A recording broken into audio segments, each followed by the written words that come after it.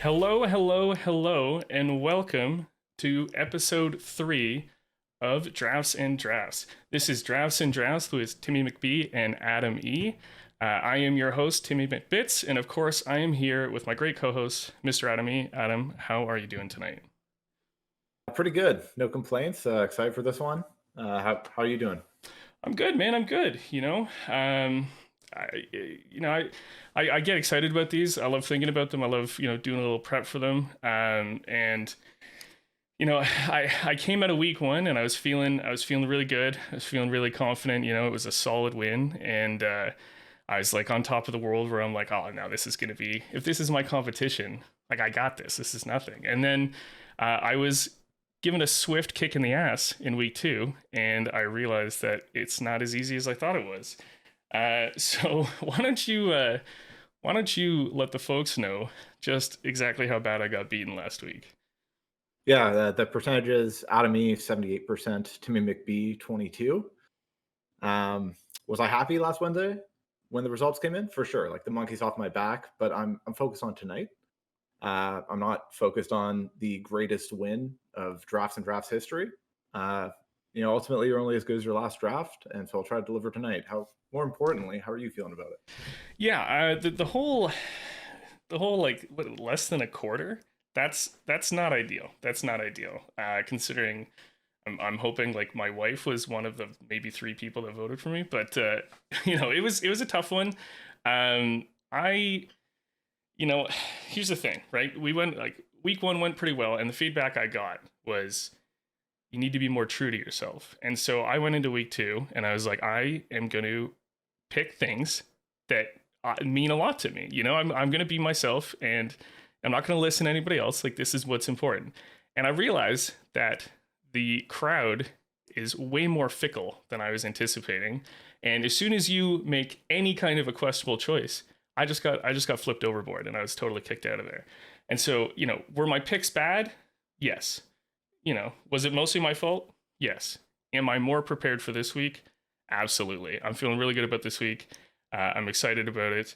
I think, well, let's be honest, I can't really do much worse. So, um, yeah, I don't know. How are you feeling going into tonight's draft?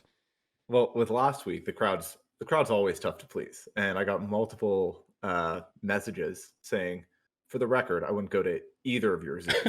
Okay. So maybe zoos aren't our thing, but I liked my zoo. It's tough to really evaluate my performance when you're picking glass frogs and green jays. That's that's a I tough one, but the thing was, it wasn't even like one pick that sunk me. It was like I got multiple messages, and they were all narrowed in on like different things that were bad about like the whale got a lot of flack.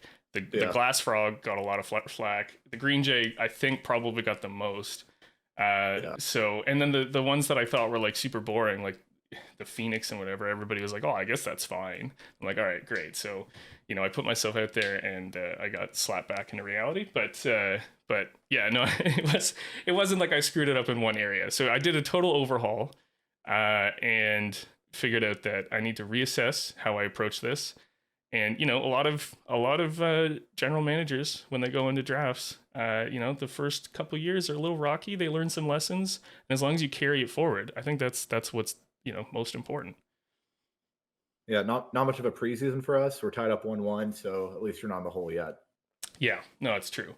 And for those of you that haven't really seen how this works, we'll do a quick rundown of the rules. And the way it's going to work is we're drafting across one main theme. And tonight's theme is that we are drafting TV characters for real life scenarios. So we have different categories, which we'll get into in a sec. And Adam and I will take turns drafting TV characters that we think best fit in the real world or are most entertaining, or whatever the category might be. And what happens is we kind of go back and forth in a snake draft style, where one of us gets to pick the category they want to go to, like Jeopardy, and they get to pick first. And then it goes over to the next person, and we snake down the 6 different categories until we're done. And then we'll do a little recap at the end. And in terms of categories, Adam, why don't you take us through those? Sure. some are self-explanatory. Some, I guess, we need a little bit more detail on. Yes. So we have drinking buddy. We have date your hypothetical sister. So you're picking someone to date your hypothetical sister. Yeah. So just to be clear, that is not. That is like a potential brother-in-law, somebody that you would want to be dating your sister. That you'd be like, oh, that's it. This is somebody I could see dating my sister. Not having anything to do with you dating your sister yourself, which, based on the feedback we got after our Instagram post, that was not super clear. Okay, sorry, go ahead. Yeah, so drinking buddy, date your hypothetical sister, summer fling, someone to be your rival, a parent, and an adventure partner. So an adventure, and so that's, I guess, somebody that you would want to go on an adventure with. Okay, pretty simple. Yeah. One other note: only scripted shows. So we're not doing any of the Bachelor universe or talk shows. And once you pick from a show, you can't double dip into that show again. Yeah, so we can do cartoons, we can do sitcoms, we can do anything that's scripted and in real, that's played out. No reality TV, unfortunately, for any reality TV fans. So it's all going to be really fictional characters for the most part, unless Adam's got something hidden up his sleeve here. And we can each pick somebody from a show, so we can each have a character from the same show, but once I pick a character from one specific show, I can't hit that show again, and all the rest of those characters are blocked out. So that's going to create a little bit of a challenge, because if the other person starts picking things you were expecting to take, and you have to go to your second or third choices, it might shuffle up how you have to do the rest of the rounds. So I've prepared a few just in case, because I don't want to be caught off guard this week, but that's certainly going to add a bit of a challenge. And Adam, why don't you explain, just so that we're super clear, how the veto is going to work? Yeah, so hopefully we won't need it this week. I know there was an issue with it last week, but if one of us feels the other person's pick doesn't satisfy the category, they can ask for a veto, and then we'll look to Twitch chat. And if enough people say veto, then the pick gets vetoed. So that's a pick that doesn't fall into the category. Yeah, and so last week, I don't want to say that there's a little controversy that I couldn't take Pikachu, because I don't think anybody in their real mind doesn't think that Pikachu is a mouse. But, hey, Pocket monster. Twitch chat spoke, and as we all know, Twitch chat is always correct. So, yeah, that was an unfortunate way to go down. I blame most of my loss on that, and the rest of it on me just being terrible at picking animals that are more interesting than frogs. In terms of, so when we were thinking about this theme, obviously everybody likes TV, but I don't know, Adam, what do you usually, what's your go-to interest for when you're watching television? What's your expertise? Kind of a comedy sitcom type of guy. Wouldn't describe myself as a TV expert, but I think I'm pretty knowledgeable on my life. And so since we're drafting TV characters for my life, or at least that's what I'm doing, I think I have a good head on my shoulders for this one. I don't know. You ready to go? Okay. Well, that's good. I mean, I think I'm similar. I really like comforting television. Of course I've watched the very dramatic and the very stressful and the edge of your seat stuff, but I'm a serial rewatcher. I rewatch a lot of the same shows 3, 4, 5 times through. Just kind of my go-to, like late night sort of activity. So at this point, I've gotten to know some of these characters pretty well, and I have a few that I'm really excited about. But yeah, we'll see. I'm sure there might be a few shows that you pick that I'm not super familiar with, but that'll be part of the fun. And in terms of going forward, just so I guess people are kind of up to speed. And Adam, you can probably talk a little bit about this in more detail, but we want to mention upcoming guests and like guest hosts on the podcast. So Adam, why don't you kind of explain what we're thinking there? Yeah, so we're gonna bring other people on, and they'll draft against us. So there will be 3 competitors in the draft. If you have an idea or would like to be on it, message us, and we'll have to figure out what your expertise is, because obviously we're experts in everything. And we'll figure out some categories, and we'll get you on when we have a chance. Yeah, so we'll reach out to us. Our Instagram is on your screen for those that are watching, but it's Drafts and Drafts Podcast. So feel free to send us a message if you're interested, number one, in joining the show, and if you have some ideas that you're thinking about that you want to be a part of the draft, and we'll certainly get back to you, and we'll see if we can work something out, because we obviously know that a lot of you out there have very strong opinions about very useless pieces of information. So it might be a lot of fun. And in terms of voting and how this decides, Adam, do you want to? I mean, you were the winner last week. I feel like you should have a chance to cater to the people here. Yeah. There'll be a poll on our Instagram story at Drafts and Drafts Podcast. Poll is going to go up tonight, which is Tuesday at 10:30 p.m. Eastern, and it's going to close 10:30 Wednesday the 24th. So make sure you get your votes in. You can vote my way or Ryan's way. I don't care. I just want a good voter turnout. So yeah, and we appreciate everybody that's jumped on so far and voted. And for those of you that haven't seen the past shows, you can find them on Spotify and on YouTube. So if you're a Spotify listener or prefer to watch it on YouTube, they're both up there. We usually, I know the Spotify we usually post the next day, and the YouTube usually follows about a day or a day and a half later after each show. So we got our last couple of shows up there, and you can find them on our Instagram. Yeah, I mean, we'll see how tonight goes. I've had a few mishaps on TV. I think my most notorious was that somebody said that I should watch Archer and that it was a really, really fantastic show. And I spent the next like 2 to 3 weeks watching the first 3 seasons of Arrow, which not the same thing at all. And I was like, oh, this is a good show. And I started talking about Oliver Queen, and everyone was like, what the heck are you talking about? So anyways, I've gotten a lot better since then. But before we jump into the real thing, Adam, why don't we get into the other draft of the night? And so what do you got going on over there? Yeah, so I'm drinking something topical. It's called Breaking Bud IPA. Play on Breaking Bad. It's by Knee Deep Brewing Company from Auburn, California. They claim it's old school meets new school. 4 types of hops. That's down 1 from last week. I was keeping track. All right. And they're claiming to create layers of mango, passion fruit, pine, and most importantly, dankness. So, dankness. We'll see what that entails. I mean, listen, you lost on three types of hops. You won on 5 types of hops. So now we're hitting the middle ground. So now it's anybody's game, is what I'm hearing here. Yep. All right. Yep. All right. What and how is it so far? Any initial thoughts? Haven't tasted it yet. Oh, so. Okay. Oh, you're just trying. All right. I also tried to go a little bit topical, although mine is a little more of a niche reference. But I am drinking Robo Hop.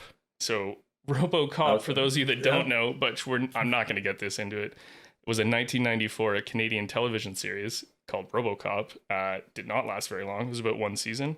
It is an Imperial New England IPA, and it's 8.5%. So a little bit of a stronger IPA. But and I'm usually more of a lager guy, but I thought, hey, let's try something different.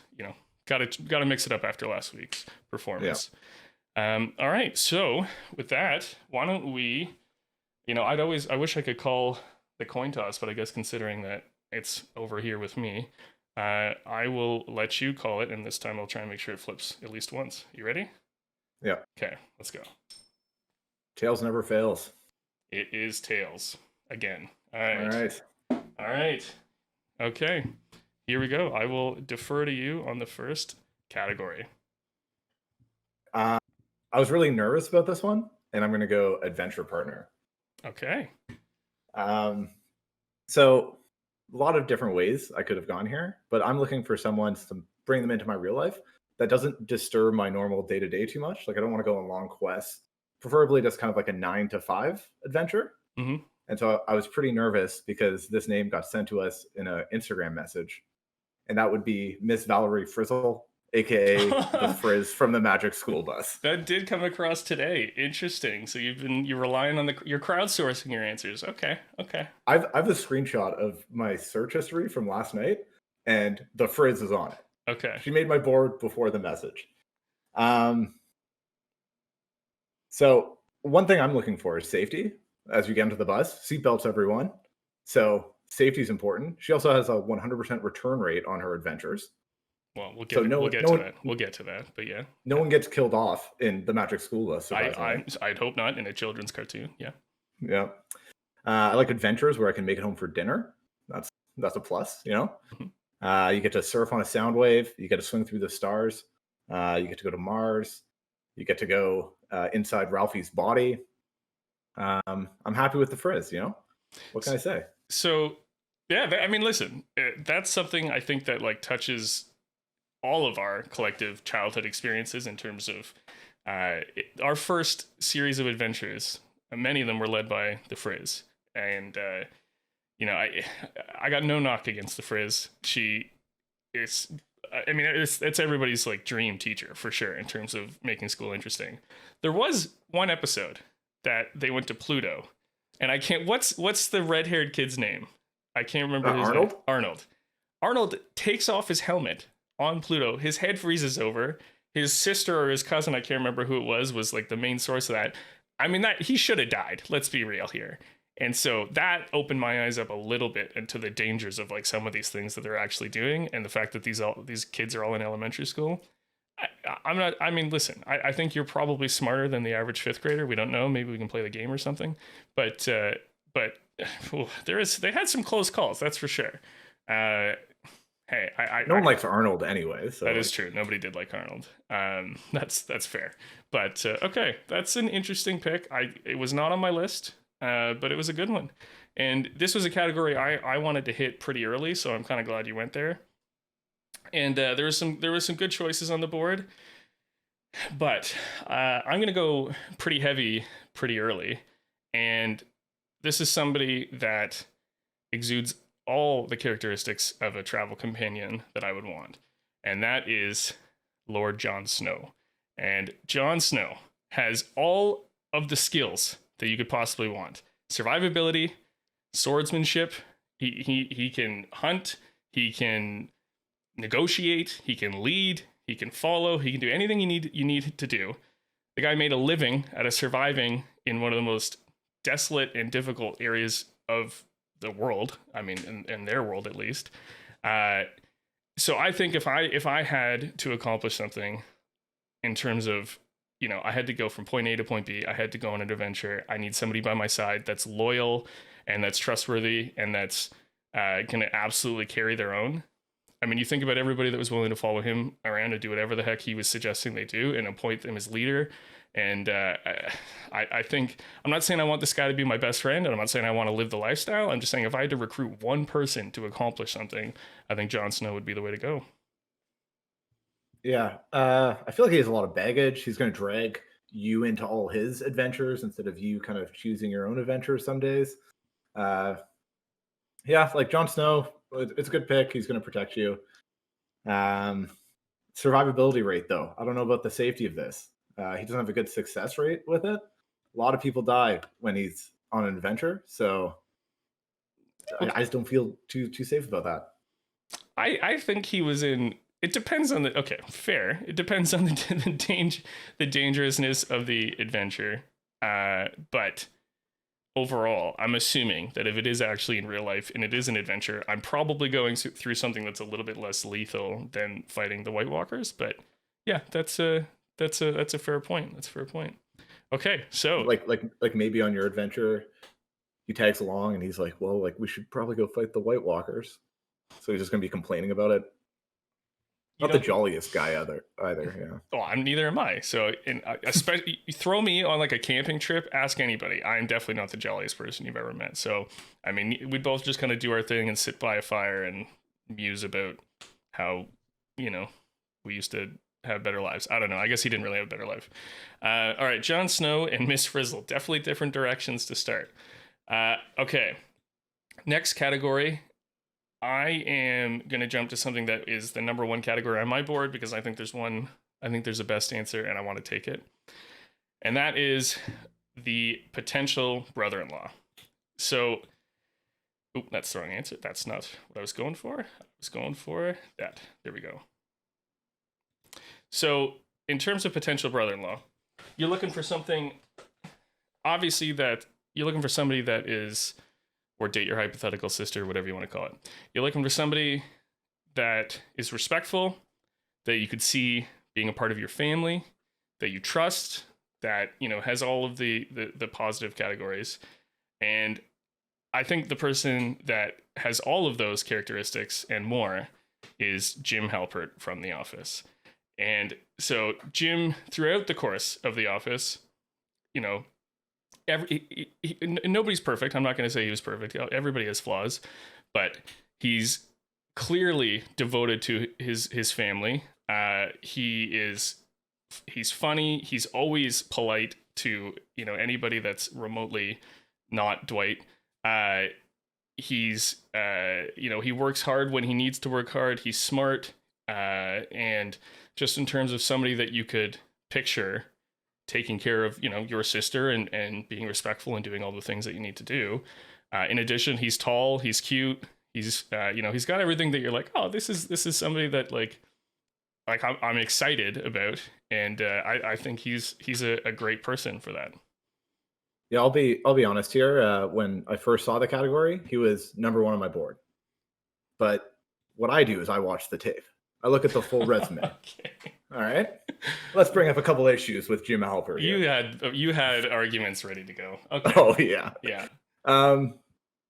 So in an attempt to surprise Pam, he buys a house behind her back.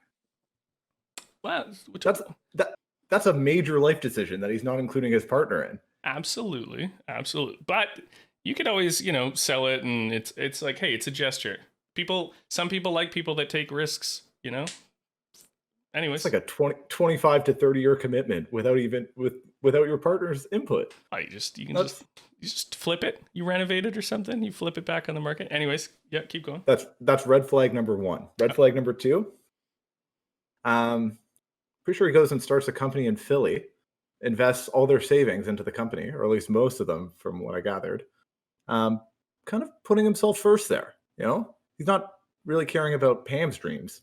Jim's caring about Jim's dreams. Counterpoint. He does everything he can to support her going to art school in New York, living apart, driving to see her all the time, and he kept it to himself, and he's like, this is what you want to do. I support you. I believe in it. And I get what you're saying. He's way more of a risk taker than you probably initially think when you're watching the show.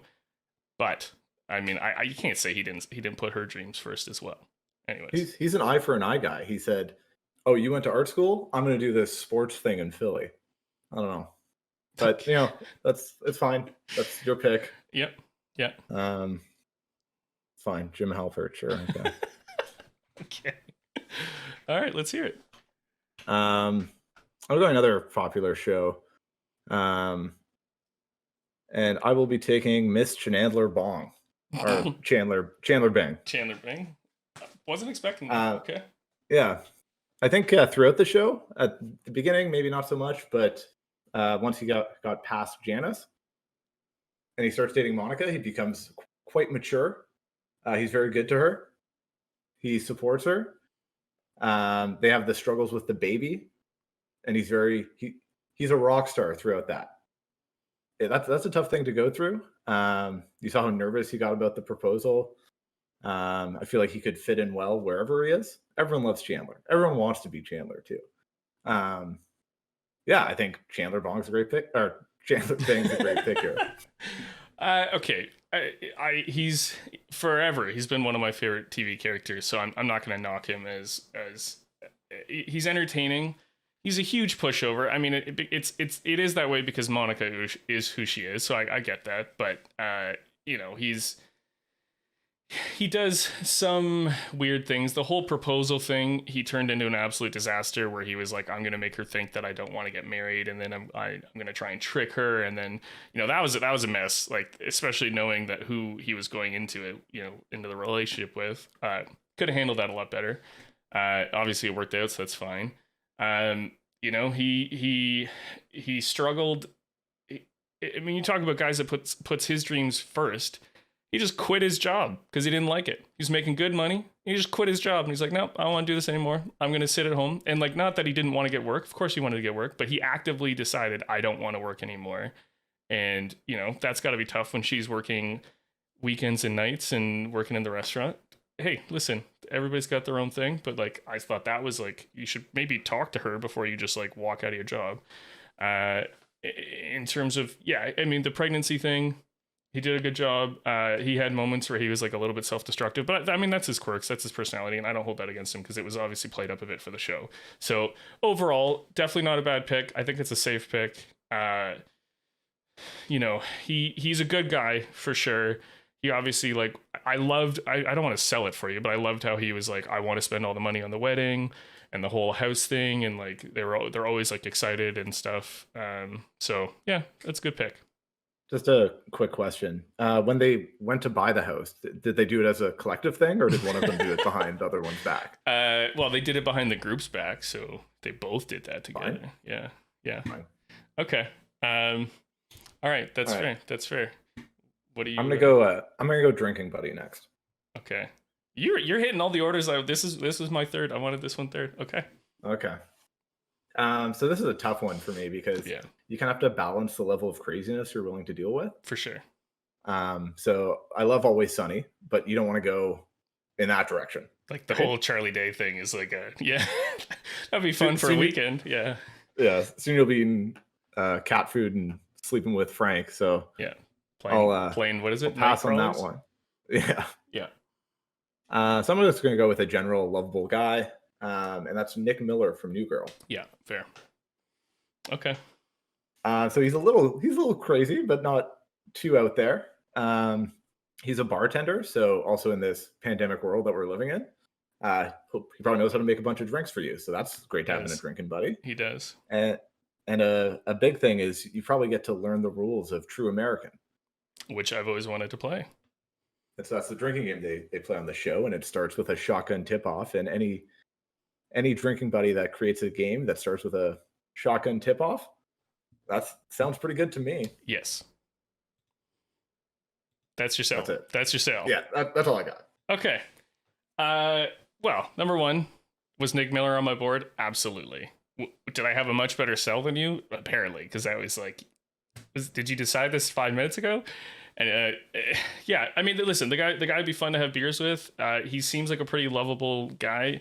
When he gets wasted, sometimes he's like a little much, but like, hey, I mean, who isn't, right? Like, knowing me and knowing my friend group and things like that, that's not uncommon.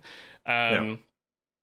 You know, he seems, unless you're drinking at his bar, I feel like you're gonna get stuck with the tab a lot, because like, poor guy doesn't really make money and he's having a tough time, but he loves to drink alcohol. Yeah, Also, you probably get awesome deals at his bar if you go to his bar. I mean, we're assuming, I don't know, we're assuming, I guess he works at a bar in this case, so yeah, that would be pretty cool. Yeah, I mean, he seems like a fun guy, so I think it's a solid choice. down for most things. So Yeah. I thought about a few answers here. This one's kind of tough, because you don't want to go too crazy, but I mean, there's a line, right? And there's some that I thought of, and our whole rule about not being able to pick people in the same show, I was like nervous about that, because I was like, oh, if I take Nick Miller, I'm safe. I can't take somebody like Tyrion Lannister because I took Jon Snow, so Game of Thrones is out. So it came down to like 3 for me that I wasn't really sure about. And this one's probably my most out there of the night, and some people may not be familiar with it. And that would be Lucifer Morningstar.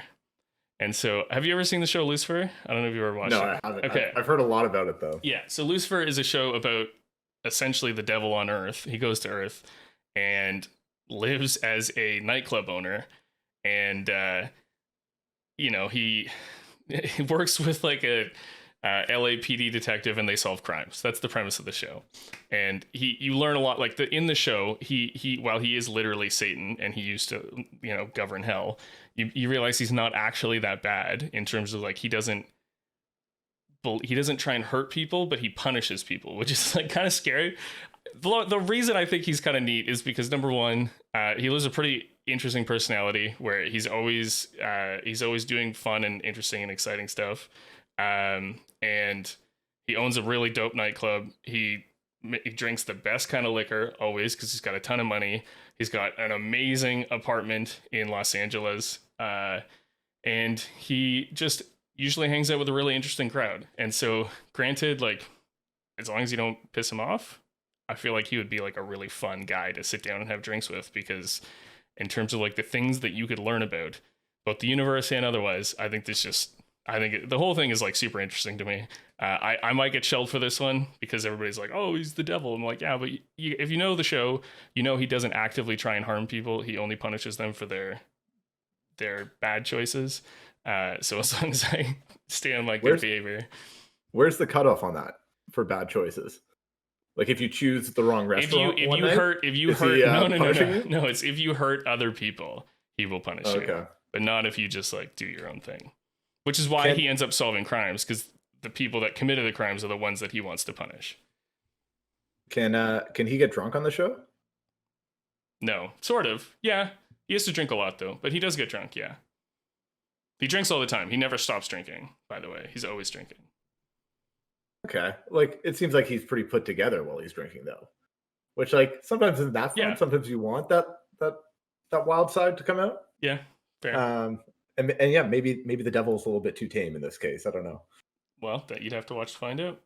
I that's the one I'm by far the most concerned about, people being like, what the hell is that? But you know, because it's tough. You want to like stick with shows that people know, but at the same time, I think that one was honestly, when people are like, do what you think, I think that would be the most interesting drinking buddy of them all. So anyways, Fair enough. Definitely some good stories, I'm sure. I don't want to say Nick Miller was my first choice, because that kind of supports your thing, but he was definitely number one on my board. So good one there.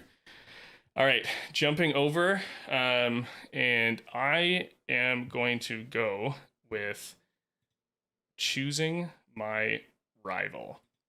So choosing your rival is a hard one, because you want somebody that, you know, who do you want to kind of butt heads with all the time?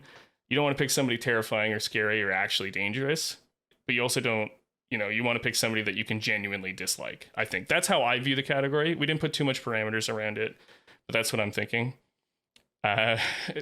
So I don't know if many people know, but I have a significant dislike of this character, and that is going to be Sheldon Cooper from The Big Bang Theory. So the reason I'm choosing Sheldon Cooper, number one, he's no physical threat, so he's not going to actually come and like injure me or hurt me or anything like that.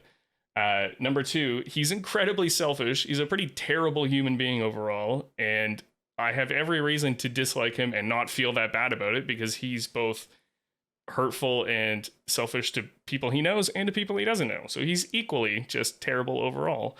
And number three, I feel like you can get into some pretty fun games, because he's obviously incredibly intelligent, and I feel like the things that he would choose to enact revenge on you would be quite entertaining, because they wouldn't be of a physical nature. They'd be something else, like practical jokes or whatever.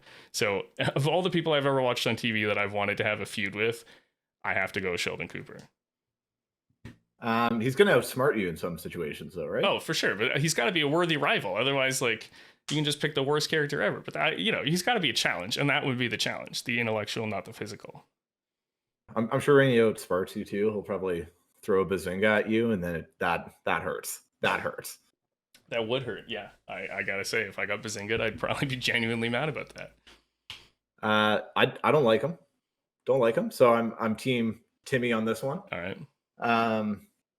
I'm really concerned about the outsmarting thing though. Like I feel like he can set up a plan that and it'll probably work out. If you're competing at something mental, he likes board games a lot, so maybe you have a head-to-head board game competition. He likes video games, so I picture myself, you know, maybe trying to beat him in that avenue, because then we're on equal footing. I don't know. Yeah, he does like board games, though. You're right. But I view it, if I want to pick somebody that like poses an actual rivalry. Otherwise, it's just like you're a bully. If you're super dominant, you're a bully. That's my concern. And so I'm picking somebody that can hold their own, just not in a way that I'm in any physical threat, like, you know, jeopardy, I guess. That's probably a good segue into my pick. So I want to pick someone I can dominate in every aspect of their life. Okay. I don't want it to be close. I want me to win 100% of the time.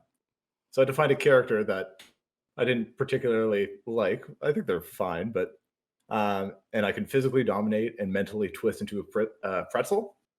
So I'm going with Jake Harper. He's the kid from 2.5 Men.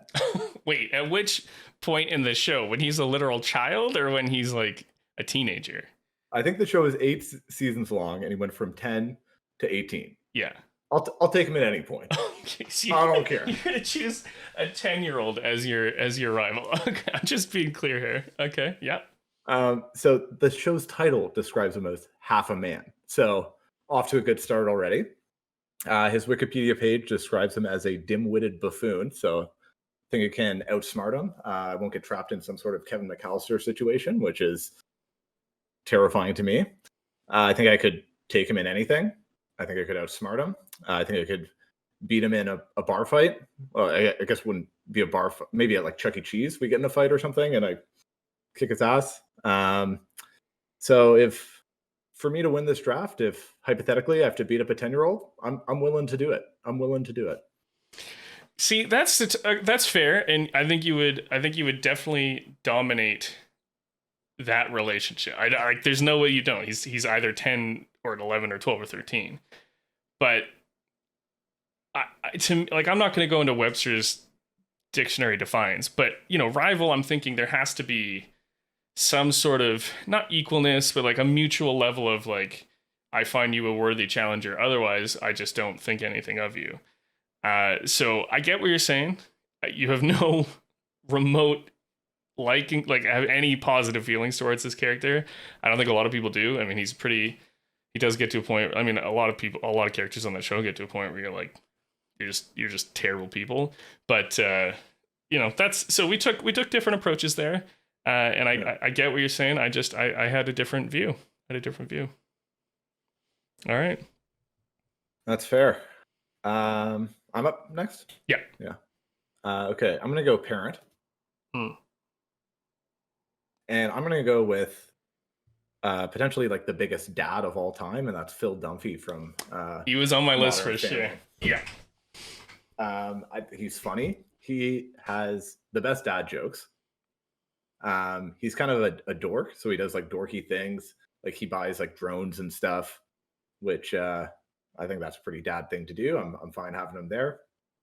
He's kind of more of the non-disciplinary one. He's the fun parent, the good cop. So I don't mind getting that in a parent. He talks about his glory days on the cheerleading team. It's a pretty classic dad thing. Talk about your glory days.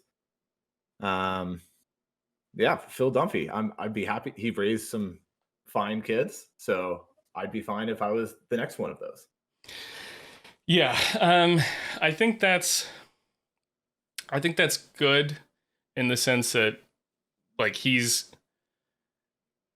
mean, he, like, when you think about your like stereotypical like good guy dad, like, he's got a lot of great qualities. He loves his family. He spends time with his family. He works hard. He's pretty successful. He deals with the whole father-in-law not liking him very much and does it very gracefully. He puts up with the in-laws, and like, it's one of those things where he, like, you think about how much time they spend with Claire's family, like, it's constant, and he's just happy to be there and having a good time. I mean, he's a good choice.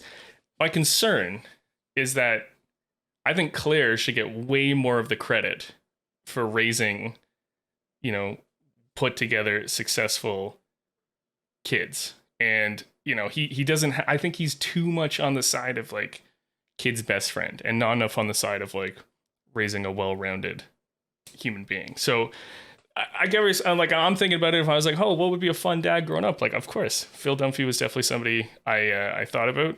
But that's all I'm like, that's my only concern is like, where's the balance, I'm taking him for now. So I feel like wouldn't mind having a beer with him. That's a good dad quality. Yeah. And I'm already a half put together adult. So I don't need Claire's help. That's for sure. Okay. That's fair. Well, this one for me, this is tough. Like, I always go into this being like, I think I have picks that I want. I think this category, by the way, had the most correct answers in my view. Like, I had the longest list, and I think about some of the great parents that were out there. Like, I think about the Boy Meets World parents were fantastic.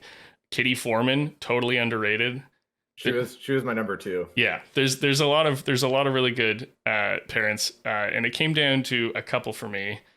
And this one, I feel like if I pick this, I'm gonna lose. But it's also like what I genuinely believe, and that is Uncle Phil from Fresh Prince of Bel-Air. That's a fine pick. So Uncle Phil, number 1, obviously incredibly successful, hardworking guy. Let's put it out there. Number 2, I think he was really good at managing incredibly challenging children while also like being supportive. Like, the times when Uncle Phil was backing them up and getting angry, like, was terrifying, because like whoever was standing in the way between Uncle Phil and his kids, like, I would not want to mess with them. Uh, I think he found a really good balance between discipline and allowing his kids to be successful. He was obviously incredibly open to Will Smith's character. The scene where Will Smith's dad walks out on him and Will Smith turns around and says like, why doesn't he want me? Was one of the best scenes in TV. I think Aunt Viv is a huge part of that relationship, and I'm not downplaying her at all.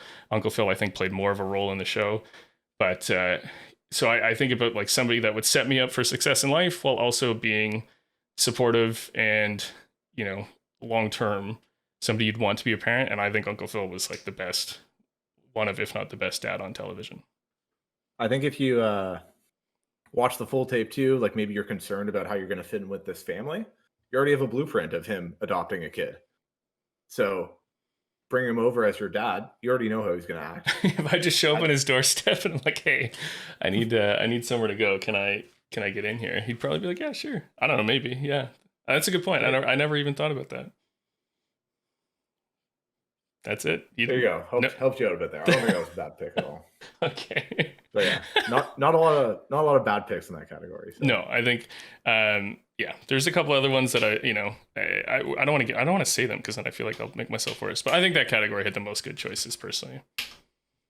Okay, last one, which we'll get into, is going to be Summer Fling, and again, this one I think obviously has a lot of good answers. There's lots of interesting, attractive actors and actresses on television. So I thought about this a little bit, and you're trying to think of something that's, in my view, again, how you interpret this category, somebody, it's not a long-term relationship, hence the fling. So it's like, who would be fun? Who would you like just want to spend time with, et cetera, et cetera. And I am going to have to go with 13 from House, aka Remy Hadley, played by Olivia Wilde. So number one, obviously incredibly attractive. Number two, her whole character there's this whole mysterious concept to it.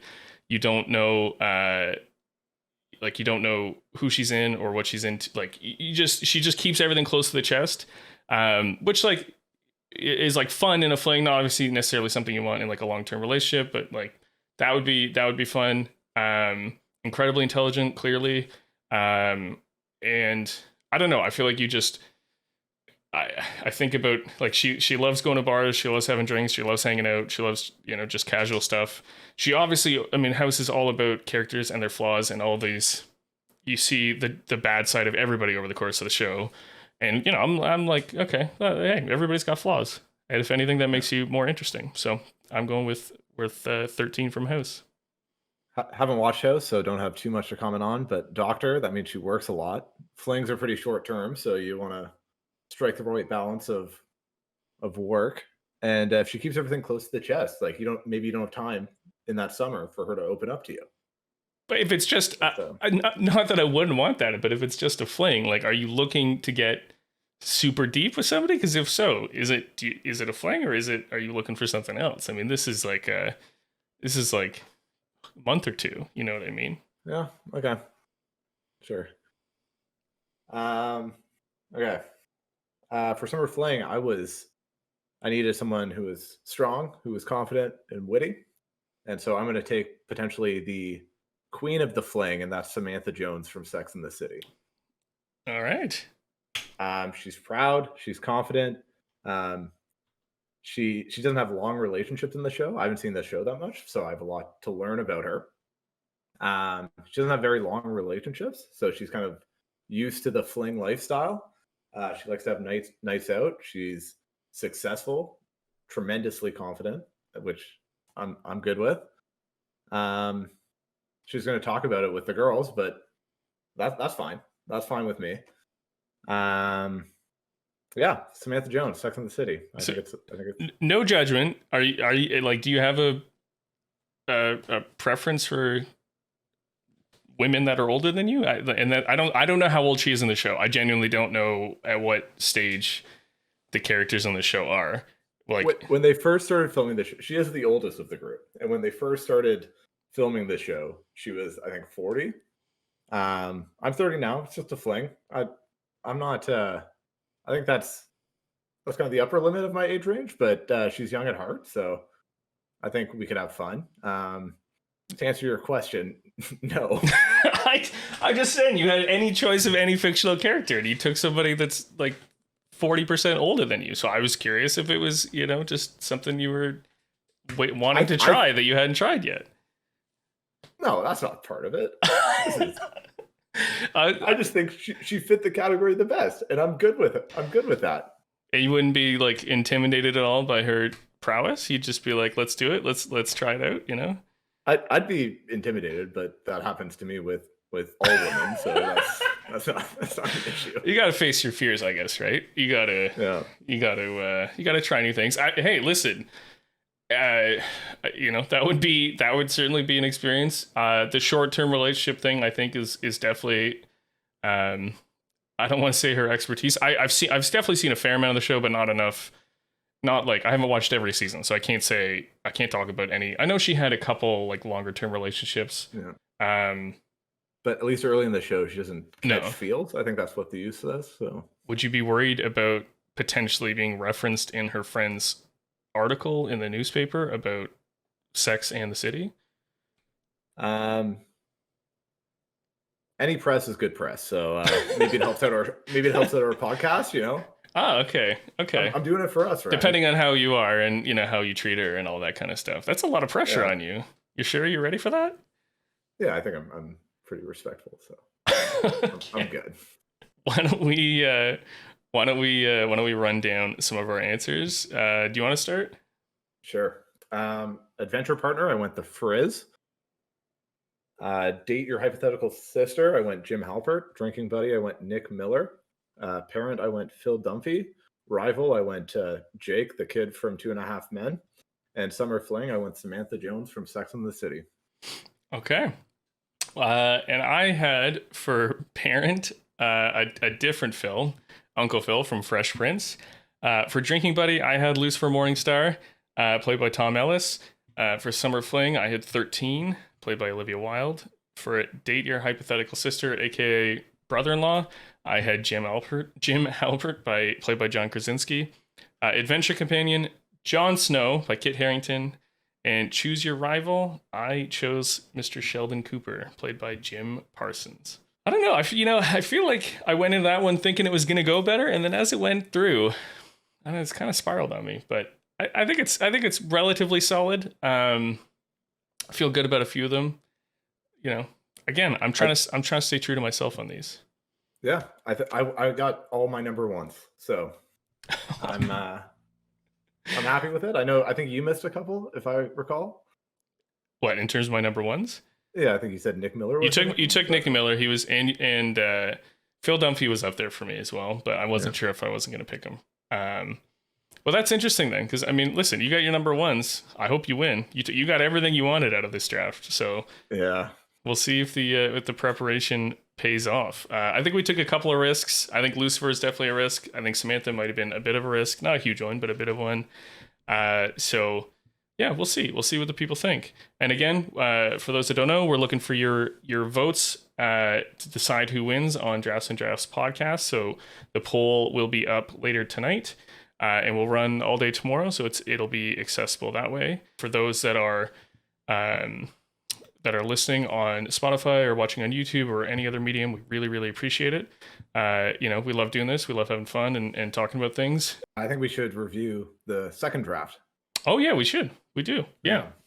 Okay. How was your 4 hops? Dankness, I don't think was necessarily present, but it was good. Probably my least favorite of the 3 so far. Would still drink a few of them with Nick Miller though. So when they say dankness, is that like are they going for the flavor that they're talking about, or what? I've never really heard that as a descriptive term in beer. I think it's like overwhelmingly hoppy. But so you're not pulling any of the dankness. Okay, fair. Yeah. Well, the Robo Hop is definitely a little different than what I'm used to drinking on these. A lot of flavor, being a New England IPA. Dries out your mouth, but in a good way. And it very enjoyable. I can't say I could drink 6 of them, but I'm definitely enjoying this one. We, as I said, we appreciate everybody watching. We do this every week on Tuesday nights. We will be back next week with a special guest host, somebody that's very important to me, and we'll tease the topic later this week for those that follow along, and let you guys know what we're going to be talking about. Should be a good show, so we hope everybody can tune in. All right, thank you so much for watching, everybody. We'll see you soon. See you guys.